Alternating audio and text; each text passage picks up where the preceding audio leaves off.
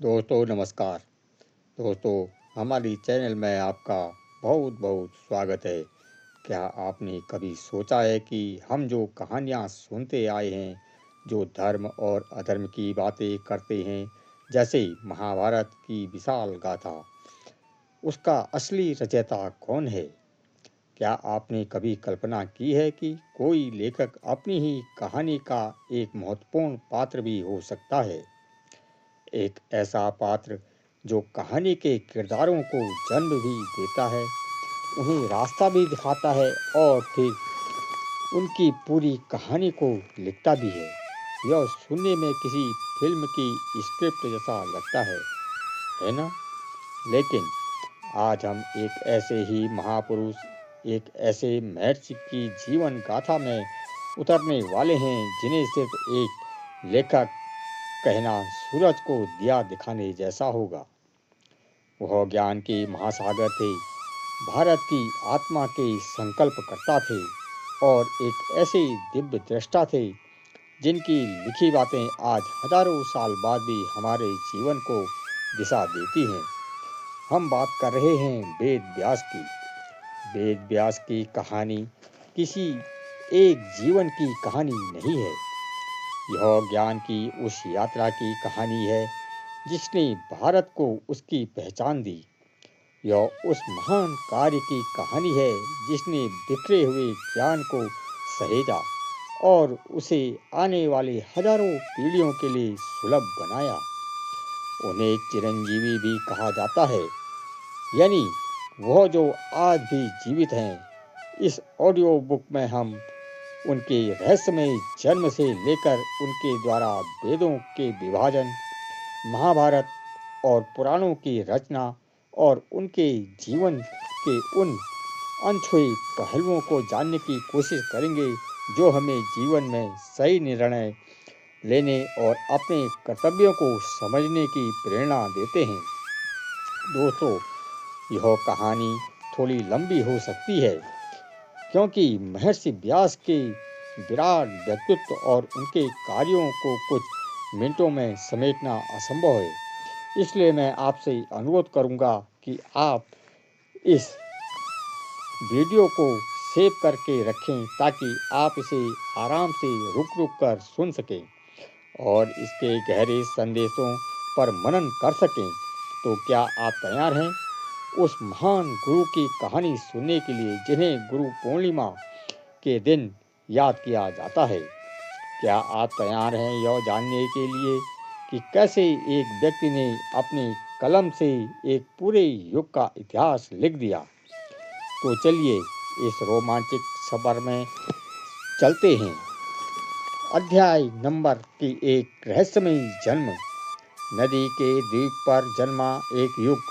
हर महान कहानी की शुरुआत एक असाधारण घटना से होती है और महर्षि वेदव्यास की कहानी तो उनके जन्म से ही रहस्य और दिव्यता से भरी हुई है। यह उस समय की बात है जब द्वापर युग चल रहा था। एक ऐसा समय जब धीरे धीरे इंसान की नैतिक और बौद्धिक शक्ति कम हो रही थी।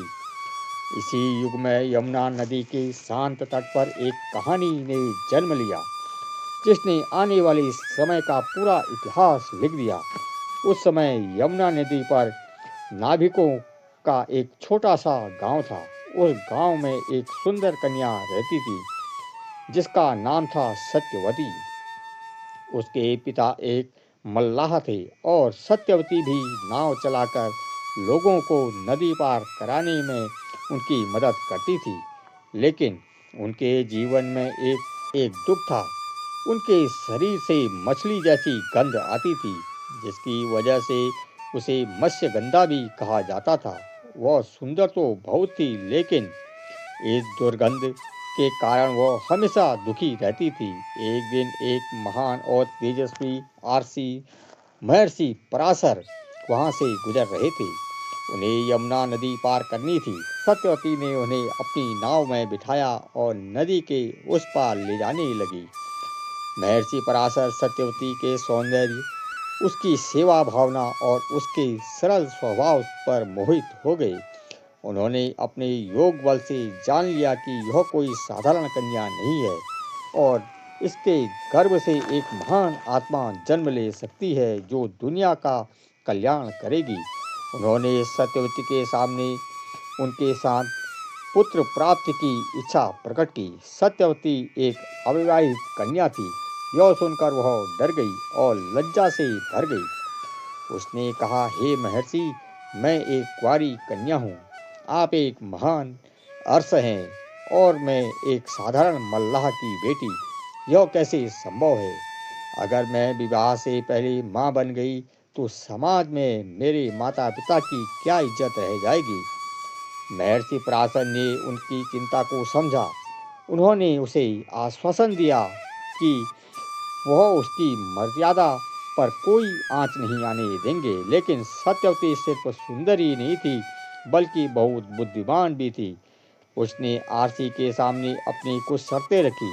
उसने कहा, ठीक है, मैं आपकी इच्छा का सम्मान करती हूँ, लेकिन मेरी पहली शर्त यह है कि हमारे इस मिलन को कोई भी ना देखे। महर्षि पराशर ने अपनी योग शक्ति से तुरंत यमुना नदी के चारों ओर एक घना कोहरा पैदा कर दिया। इतना घना कि दिन में ही रात जैसा अंधेरा छा गया और किसी को कुछ भी दिखाई नहीं दे रहा था। फिर सत्यवती ने अपनी दूसरी और सबसे बड़ी चिंता व्यक्त की। हे मुनिवर, मेरे शरीर से आने वाली इस मछली की दुर्गंध का क्या होगा? इसकी वजह से मेरा जीवन अभिशापित है। महर्षि ने उसे वरदान दिया कि आज से तुम्हारा शरीर से मछली की दुर्गंध नहीं बल्कि एक दिव्य सुगंध आएगी जो मिलों दूर तक महसूस की जाएगी। इस वरदान से सत्यवती का नाम योजना गंधा भी रखा गया। सत्यवती ने अपनी अंतिम शर्त रखी, मैं चाहती हूँ कि इस प्रक्रिया के बाद मेरा कौमार्य भंग न हो और जो पुत्र जन्म ले वह आप ही की तरह महान ज्ञानी और तेजस्वी हो। महर्षि पराशर ने उसकी सभी शर्तों को स्वीकार कर लिया। उसी कोहरे से ढके द्वीप पर उन दोनों के सहयोग से एक बालक का जन्म हुआ। वह बालक जन्म लेते ही वह युवा बन गया। उसका रंग सांवला था लेकिन उसका नाम कृष्ण रखा गया और क्योंकि उसका जन्म यमुना नदी के एक द्वीप पर हुआ था इसलिए उसका पूरा नाम पदकृष्ण द्वयापन। यही बालक आगे चलकर अपने महान कार्यों के कारण वेद व्यास के नाम से प्रसिद्ध हुआ। जन्म लेते ही उस बालक ने अपनी माँ को प्रणाम किया और कहा कि वह तपस्या करने के लिए वन में जाना चाहता है। यह सुनकर सत्यवती का दिल भर आया। अभी तो उसका पुत्र जन्मा ही था और अभी ही वह उससे दूर जा रहा था। उसने अपने पुत्र से ऐसा क्या कहा और जन्म लेते ही उस तेजस्वी बालक ने अपनी माँ को ऐसा क्या वचन दिया जिसने हस्तिनापुर के भविष्य की पूरी कहानी लिख दी। यह जानने के लिए हमें चलना होगा अगले अध्याय में। अध्याय नंबर 2, पहला संकल्प, पहली विदाई। एक माँ अपने बेटे का अद्वैत वचन। यमुना के उस शांत द्वीप पर एक अद्वैत दृश्य था। एक माँ जो अभी अभी माँ बनी थी और उसके सामने उसका पुत्र जो जन्म लेते ही एक तेजस्वी युवा के रूप ले चुका था। उस युवा कृष्ण द्वैपायन ने अपनी माँ सत्यवती को प्रणाम किया और उनसे वन में जाकर तपस्या करने की आज्ञा मांगी। यह सुनकर किसी भी माँ का दिल टूट सकता है। सत्यवती की आंखों में आंसू आ गए। उसने कहा, पुत्र, मैंने अभी तो तुम्हें पाया है, तुम अभी से मुझे छोड़ रहे हो, क्यों जाना चाहते हो? मैं तुम्हारे बिना कैसे रहूंगी?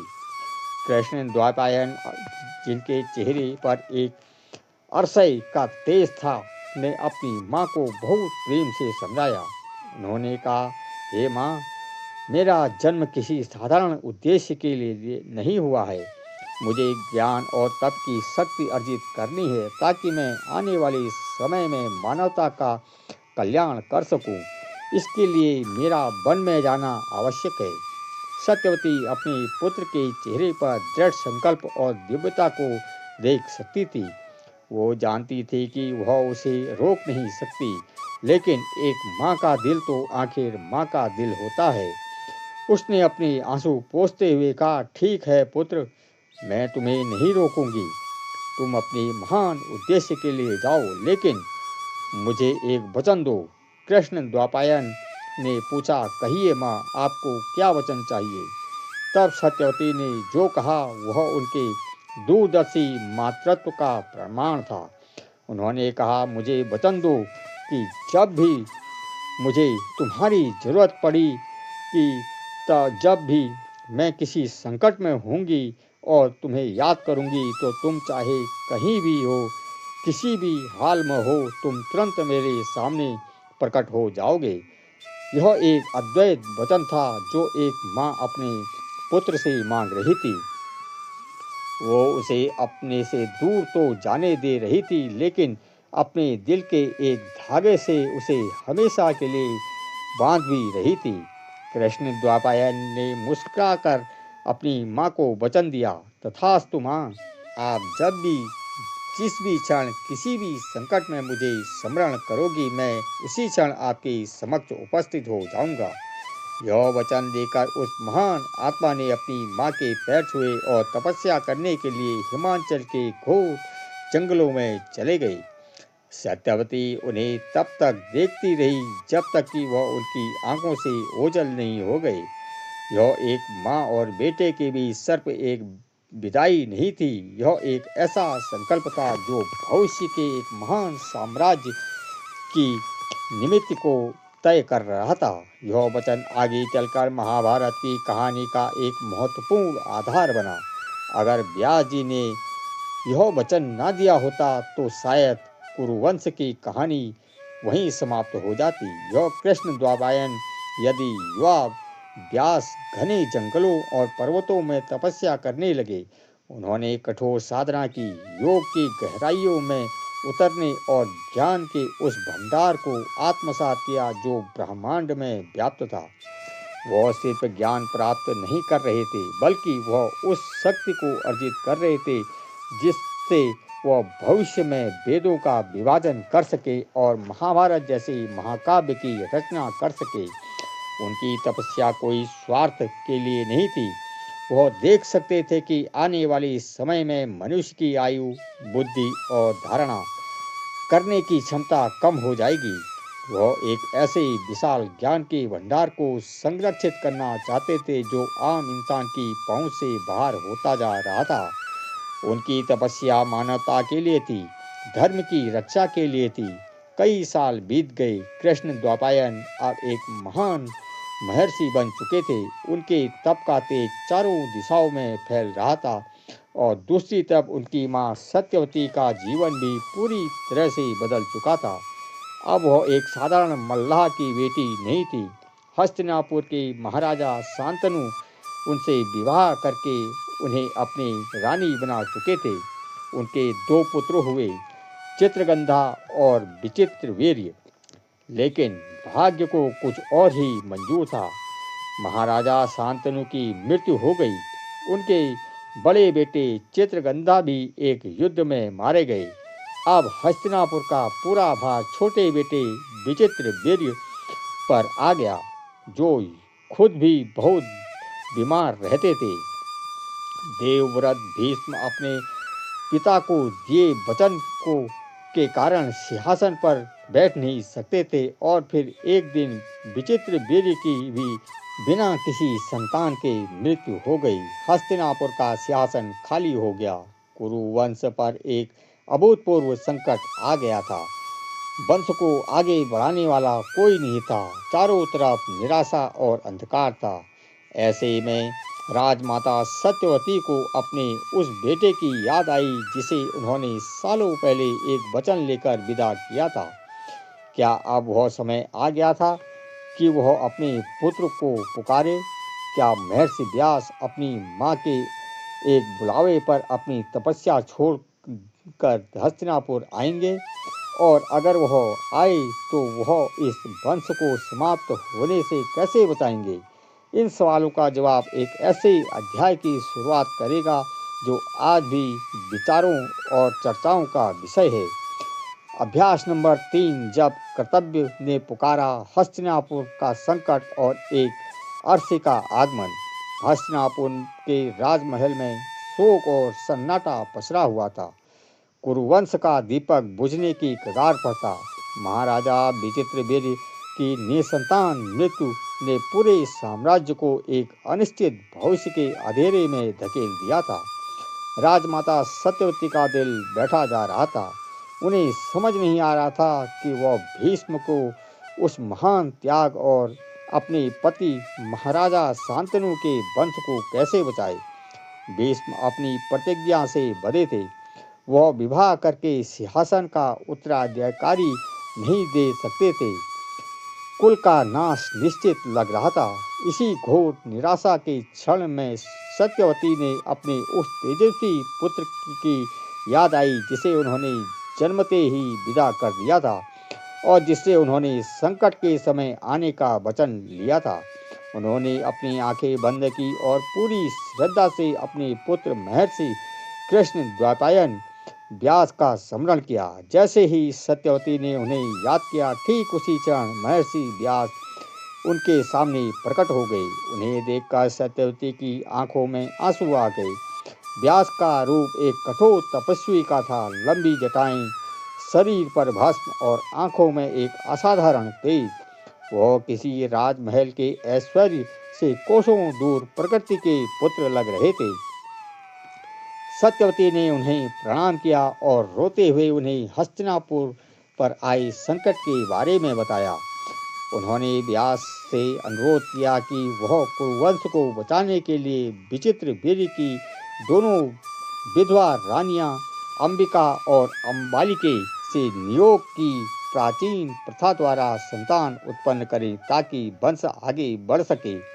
नियोग उस समय की एक स्वीकृत सामाजिक धार्मिक प्रथा थी जिसके अनुसार किसी निसंतान विधवा स्त्री अपने पति के भाई या किसी अन्य नियुक्त व्यक्ति से संतान प्राप्ति के लिए संबंध बना सकती थी ताकि वंश परंपरा चलती रहे। यह सुनकर महर्षि व्यास एक दुविधा में पड़ गए।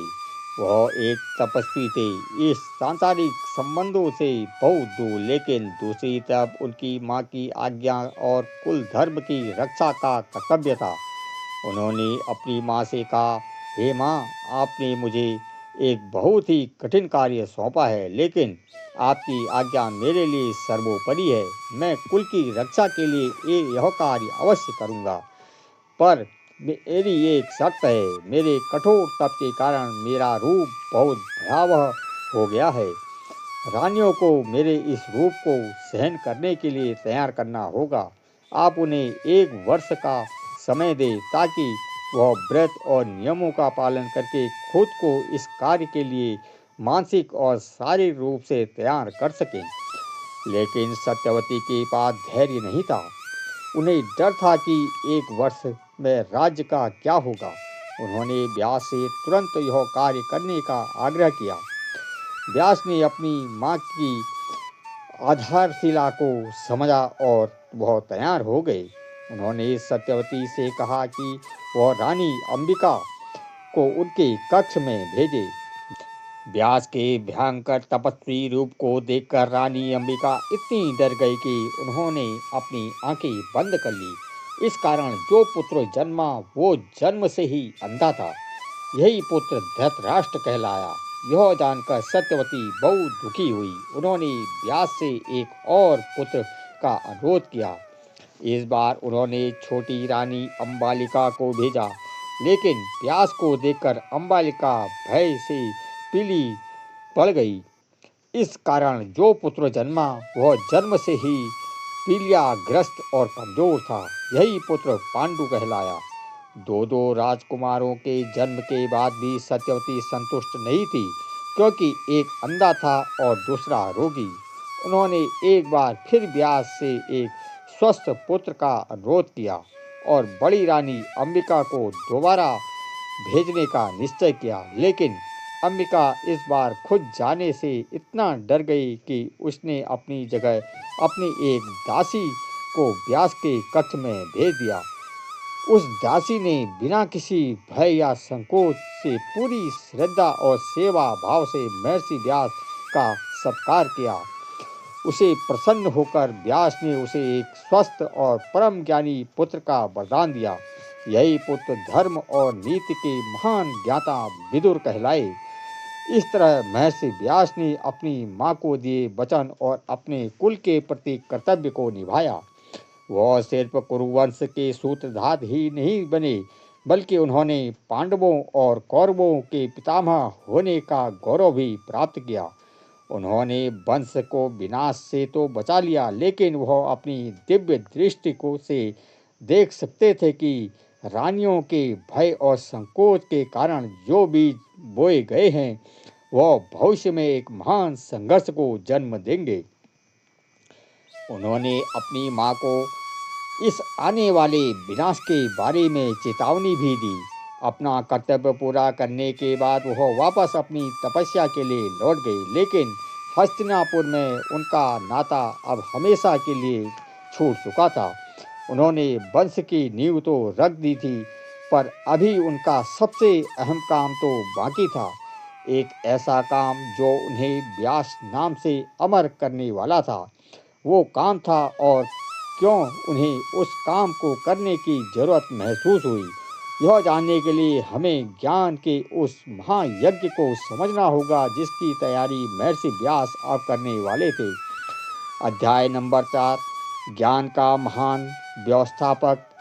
जब एक वेद सार बन गया, महर्षि व्यास ने हस्तिनापुर में अपने कुल के प्रति कर्तव्य तो निभा दिया था, लेकिन उनका असली और सबसे अहम मिशन तो मानवता के ज्ञान को संरक्षित करना था। अपनी तपस्या और दिव्य दृष्टि से वह समय के प्रवाह को देख सकते थे। उन्होंने देखा कि जैसे जैसे कलयुग नज़दीक आ रहा है, वैसे वैसे इंसान की उम्र, उसकी बुद्धि, उसकी याद शक्ति और उसकी नैतिक शक्ति कम होती जा रही है। सतयुग और त्रेता युग में लोगों की धारणा क्षमता इतनी अधिक थी कि वह एक ही विशाल ज्ञान राशि, जिसे वेद कहा जाता है, वो आसानी से याद रख सकते हैं और समझ सकते हैं। लेकिन द्वापर युग के अंत तक यह एक व्यक्ति के लिए लगभग असंभव हो गया था। वेद कोई एक किताब नहीं है, यह ज्ञान का एक अनंत सागर है, जिसमें मंत्र, सूत्र, यज्ञ की विधियाँ और ब्रह्म ज्ञान सब कुछ समाहित है। महर्षि व्यास को चिंता हुई कि अगर इस ज्ञान को सरल और व्यवस्थित नहीं किया गया तो यह अनमोल विरासत समय के साथ लुप्त हो जाएगी। आने वाली पीढ़ियां इस ज्ञान के प्रकाश से वंचित रह जाएंगी। यह एक बहुत प्रमुख जिम्मेदारी थी, जैसे एक विशाल लाइब्रेरी की हजारों बिखरी हुई किताबों को विषय के अनुसार अलग अलग हिस्सों में बांटकर व्यवस्थित करना, ताकि कोई भी पाठक आसानी से अपनी जरूरत की किताबें ढूंढ सके। इसी महान उद्देश्य के साथ महर्षि व्यास ने एक अभूतपूर्व कार्य शुरू किया, एक ऐसा कार्य जिसने उन्हें हमेशा के लिए वेद व्यास का नाम दे दिया। व्यास शब्द का अर्थ ही होता है विभाजित करने वाला, संपादित करने वाला या व्यवस्थित करने वाला। उन्होंने उस एक विशाल वेद राशि को उस प्रगति और उपयोगी के आधार पर 4 अलग अलग भागों में विभाजित किया। पहला भाग था ऋग्वेद। इसमें देवताओं की स्तुतियां करने वाले मंत्र और आचमनों का इकट्ठा किया गया। यह ज्ञान का सबसे प्राचीन और महत्वपूर्ण हिस्सा है, जो बताता है कि सृष्टि की विचित्र शक्तियों की प्रार्थना कैसे की जाती है। दूसरा भाग था यजुर्वेद। इसमें यज्ञ करने की प्रक्रिया और उसमें प्रयोग होने वाली मंत्रों का संकलित था। यह कर्मकांड का वेद था, जो हमें सिखाता है कि उन स्थितियों को व्यवहारिक रूप में कैसे लाया जाए, यज्ञ कैसे संपन्न किया जाए। तीसरा भाग था सामवेद। इसमें उन मंत्रों को रखा गया जिन्हें यज्ञ के समय गाया जाता है। यह संगीत और भक्ति का वेद है। इसकी ज़्यादातर अर्चना ऋग्वेद से ही ली गई है, लेकिन उन्हें गाने योग्य बनाने के लिए एक संगीतात्मक रूप दिया गया है। और चौथा भाग था अथर्ववेद। इसमें आम इंसान के रोजमर्रा के जीवन से जुड़ी चीज़ें जैसे औषधि, आयुर्वेद, तंत्र, समाज के नियम और यहाँ तक कि भौतिक विज्ञान से युद्ध ज्ञान को भी संकलित किया गया था। यह लोक जीवन का वेद था जो इंसान को उनके भौतिक और सामाजिक जीवन में आने वाली समस्याओं का समाधान देता था। इस तरह एक ही ज्ञान सागर को 4 अलग-अलग नदियों में प्रवाहित कर दिया गया ताकि अलग-अलग रुचि और क्षमता वाले लोग अपनी-अपनी जरूरत के हिसाब से ज्ञान प्राप्त कर सके। यह ज्ञान के प्रबंधन यानी नॉलेजमेंट का सबसे बड़ा और शायद सबसे पहला उदाहरण था। यह दिखाता है कि महर्षि व्यास इतने दूरदर्शी थे। वह जानते थे कि ज्ञान को सिर्फ इकट्ठा करना काफ़ी नहीं है, उसे उपयोगी और सुलभ बनाना भी उतना ही जरूरी है। लेकिन उनका काम यहीं खत्म नहीं हुआ।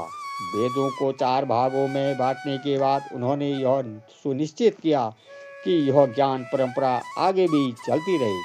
उन्होंने अपने 4 सबसे योग्य शिष्यों को बुलाया और उन्हें एक-एक वेद की जिम्मेदारी सौंपी। उन्होंने पैल मुनि को ऋग्वेद,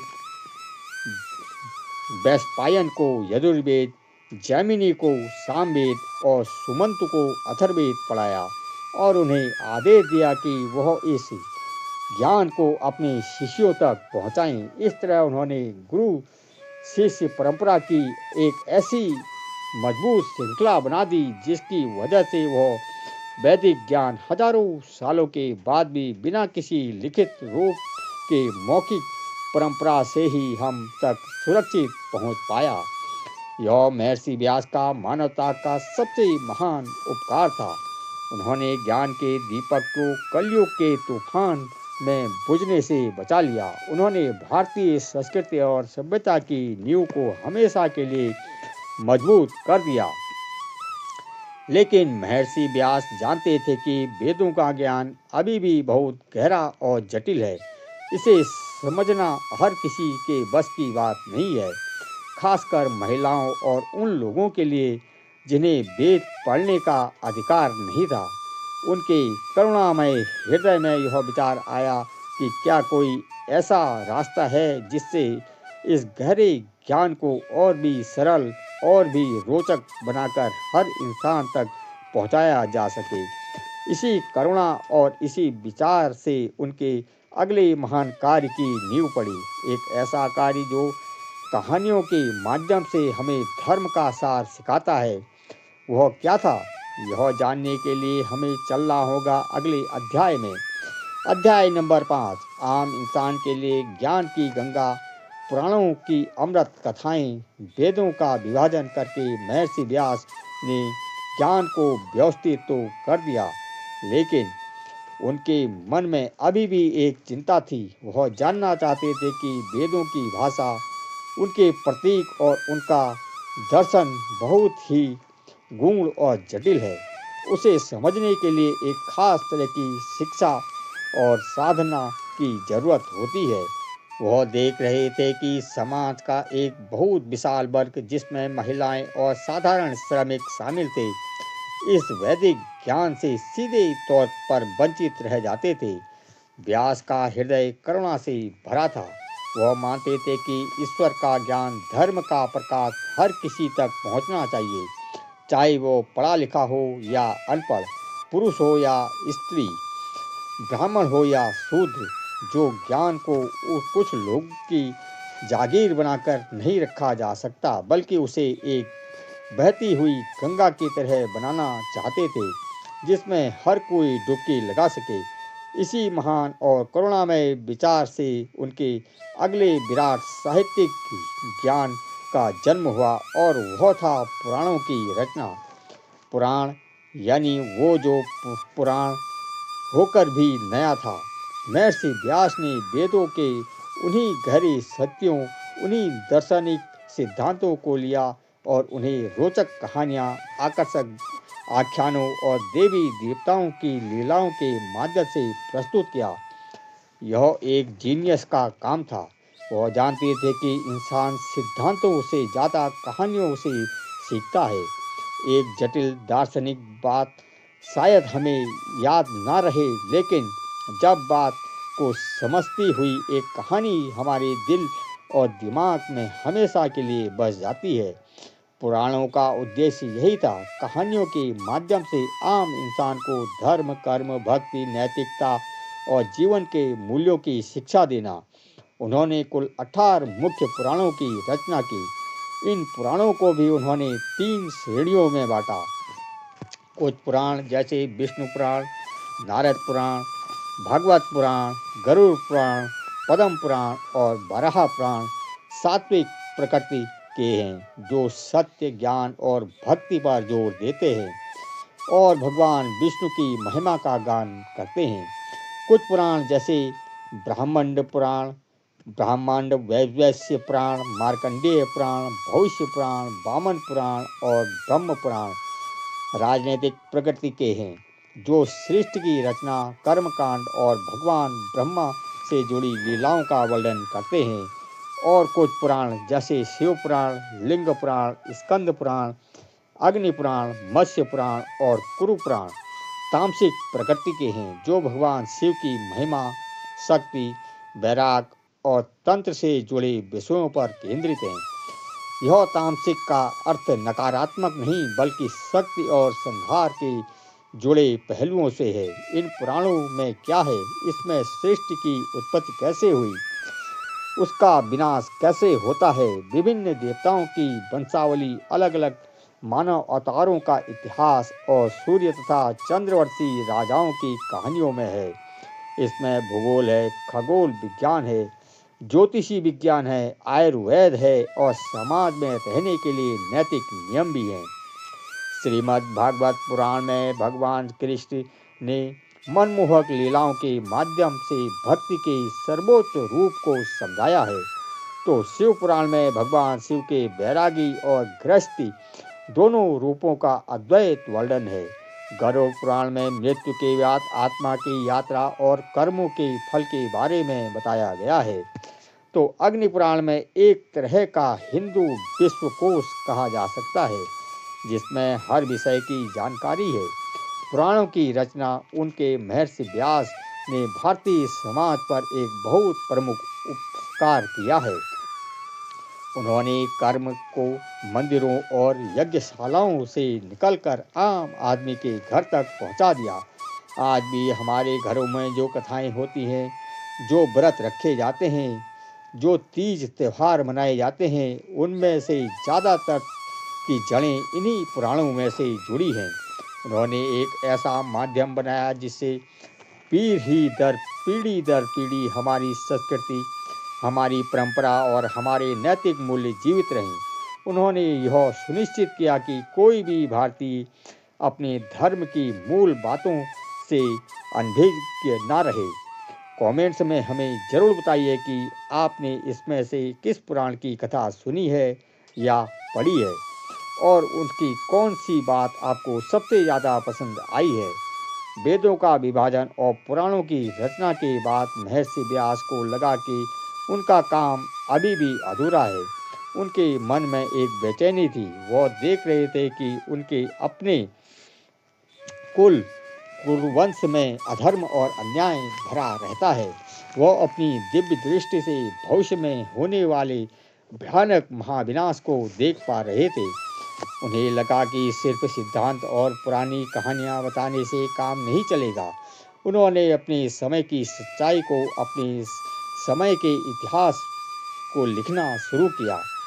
उन्हें एक ऐसा महाकाव्य रचना होगा जो सिर्फ एक कहानी ना हो, बल्कि धर्म, अधर्म, न्याय, अन्याय, कर्तव्य और भावनाओं का एक जीता जागता दस्तावेज हो।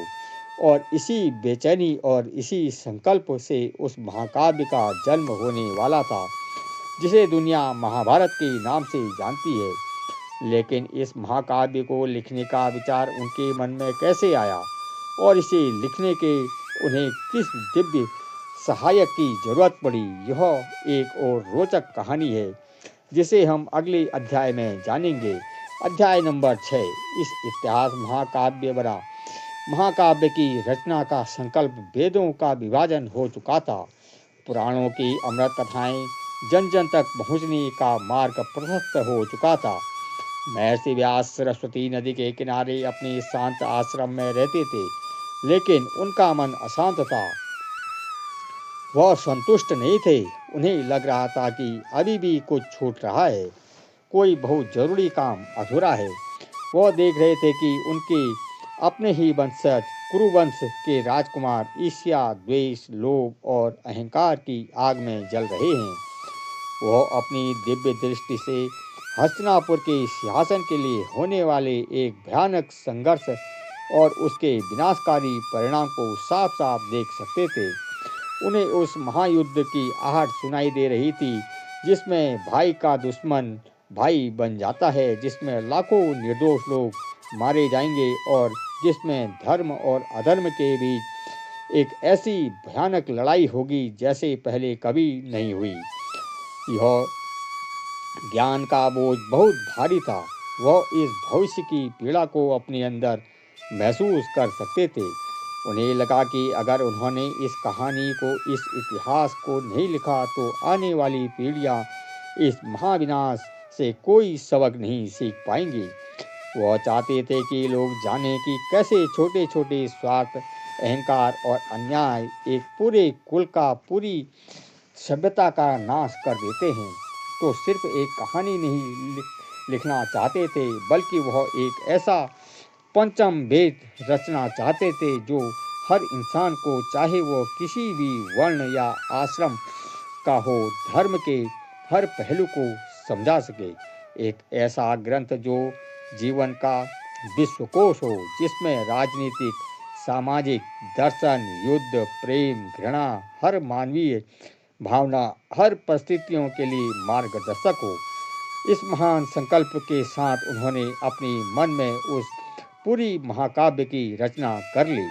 उन्होंने कौरवों और पांडवों की पूरी कहानी, उनके जन्म से लेकर उनके अंतिम समय तक, भीष्म, द्रोण, कर्ण, कृष्ण जैसे महान चरित्रों के उत्थान और पतन और उस महायुद्ध की हर प्रकार की घटना को अपने मानस पटल पर अंकित कर लिया।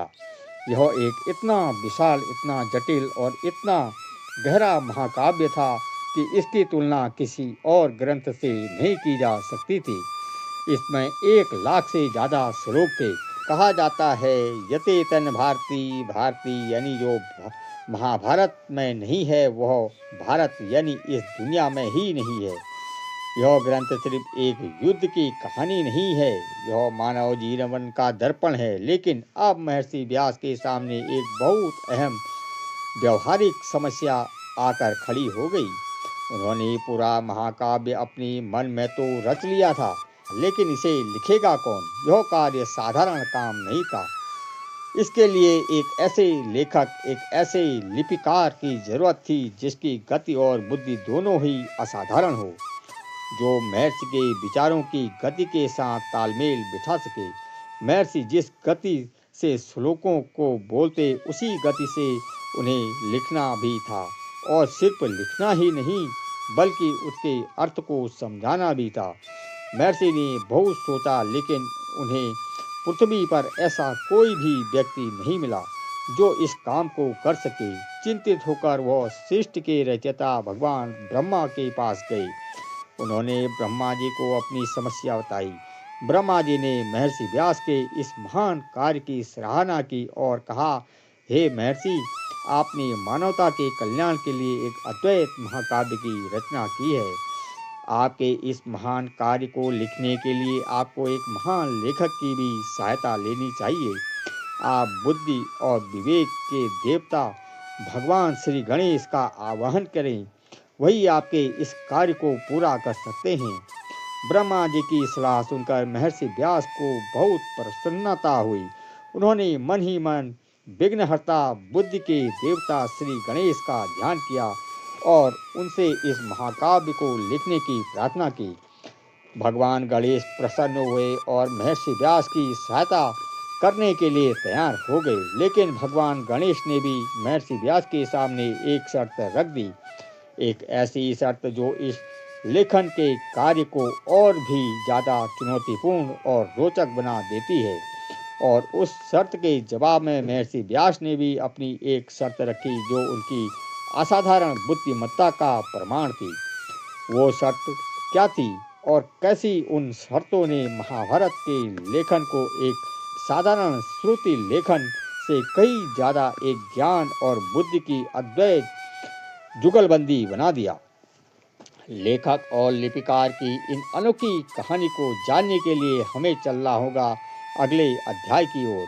अध्याय नंबर 7, लेखन और लिपिकार की अद्वैत जुगलबंदी। जब गणेश जी ने महाभारत लिखी, जब महर्षि व्यास के अनुरोध पर भगवान गणेश महाभारत लिखने के लिए तैयार हो गए, तो उन्होंने एक बहुत ही दिलचस्प और कठिन शर्त रखी। भगवान गणेश ने कहा कि महर्षि, मैं आपका यह महाकाव्य लिखने के लिए तैयार हूँ, लेकिन मेरी एक शर्त है। जब मैं लिखना शुरू करूँगा तो मेरी लेखनी एक क्षण के लिए भी नहीं रुकनी चाहिए। अगर आपको बोलते बोलते रुकना पड़ा तो मेरी लेखनी रुक गई तो मैं उसी क्षण लिखना बंद कर दूंगा और चला जाऊंगा। यह एक बहुत विशाल चुनौती थी। 1,00,000 श्लोकों वाले महाकाव्य को बिना रुके एक ही प्रवाह में बोलना लगभग असंभव था। कोई भी साधारण व्यक्ति तो यह सुनकर भी घबरा जाता, लेकिन महर्षि व्यास कोई साधारण व्यक्ति नहीं थे। वह साक्षात ज्ञान के अवतार थे। महर्षि व्यास ने भगवान गणेश की इस शर्त को स्वीकार कर लिया, लेकिन उन्होंने भी अपनी एक जवाबी शर्त रखी जो उनकी अद्वैत प्रतिभा और दूरदर्शिता को दिखाती है। महर्षि व्यास ने कहा, हे गणपति, आपकी शर्त मुझे स्वीकार है, लेकिन मेरी भी एक शर्त है। आप बिना अर्थ समझे कोई भी श्लोक नहीं लिखेंगे। आपको हर श्लोक का, हर शब्द का अर्थ समझकर ही उसे लिखना होगा। भगवान गणेश जो स्वयं बुद्धि के देवता थे, इस शर्त को सुनकर मुस्कुराए और उन्होंने इसे सहर्ष स्वीकार कर लिया। इस तरह लेखन और लिपिकार के बीच एक अद्वैत समझौता हुआ। यह समझौता सिर्फ एक शर्त नहीं थी, बल्कि एक ज्ञान के आदान प्रदान के सबसे अहम सिद्धांत को स्थापित कर रहा था। यह बात बता रहा था कि सच्चा ज्ञान सिर्फ बोलना या लिखना नहीं, बल्कि उसे गहराई से समझाना और आत्मसात करना है। और फिर वह ऐतिहासिक क्षण आया जब महर्षि व्यास ने आंखें बंद की और अपनी मानस में रचे हुए उस महाकाव्य से महाकाव्य को बोलना शुरू किया, और भगवान गणेश ने अपनी दिव्य लेखनी से उसे अर्थ, यंत्र और अंकित करना शुरू किया। महर्षि व्यास एक अविरल धारा की तरह श्लोक बोलते जाते और भगवान गणेश उनकी ही तेजी से उन्हें लिखते जाते, लेकिन महर्षि व्यास की शर्त अब उनके काम आ रही थी।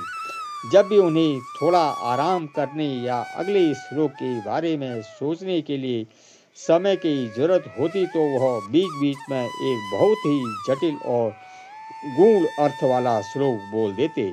इस श्लोक को व्यासकूट कहा जाता है। इस जटिल श्लोक को समझने और उसका अर्थ निकालने में भगवान गणेश को थोड़ा समय लगता था, और जब तक वह उसका अर्थ समझकर उसे लिखते, तब तक महर्षि व्यास को आराम करने और अपने मन में हजारों नए श्लोक तैयार करने का पर्याप्त समय मिल जाता। यह एक अद्वैत, अदृश्य और भावनात्मक महासागर बह रहा था, और दूसरी तरफ बुद्धि के देवता उसे अपनी समझ और अंजलि में भरकर अंकित कर रहे थे। यह सिर्फ एक लेखन का कार्य नहीं था, यह दो महान चेतनाओं के बीच एक संवाद था। वेद व्यास ने अपने सिद्धांतों को समझाया और गणेश जी ने उसे याद किया। इस पर विचार करके और इन्हीं दैनिक जीवन में लागू करने का प्रयास किया, हमें इस प्रकार से एक महाकाव्य की रचना हुई। हमेशा याद रखें कि आपके भीतर ज्ञान प्राप्त करने और अपने कर्तव्यों को पूरा करने की असीम शक्ति है और आप जो भी चाहें पा सकते हैं। आपके इस बहुमूल्य समय के लिए और इस यात्रा में मेरा साथ जुड़ने के लिए तहे दिल से धन्यवाद। मैं उम्मीद करता हूँ कि आपको यह वीडियो पसंद आई होगी और इसमें आपको महर्षि वेद व्यास के विराट व्यक्तित्व और उनके अमूल्य योगदान के बारे में कुछ नया सीखने को मिला होगा। अगर आपको यह वीडियो पसंद आई है तो इसे लाइक करें, अपने दोस्तों और परिवार के साथ साझा करना ना भूलें ताकि वे भी इस ज्ञान का लाभ उठा सकें। और हाँ, हमारे चैनल को सब्सक्राइब करना बिल्कुल ना भूलें ताकि आपको ऐसी ही और प्रेरणादायक और ज्ञानवर्धक वीडियो मिलती रहे। आपकी प्रतिक्रिया हमें कमेंट में ज़रूर बताइए। महर्षि व्यास के जीवन की कौन सी बात ने आपको सबसे ज़्यादा प्रेरित किया?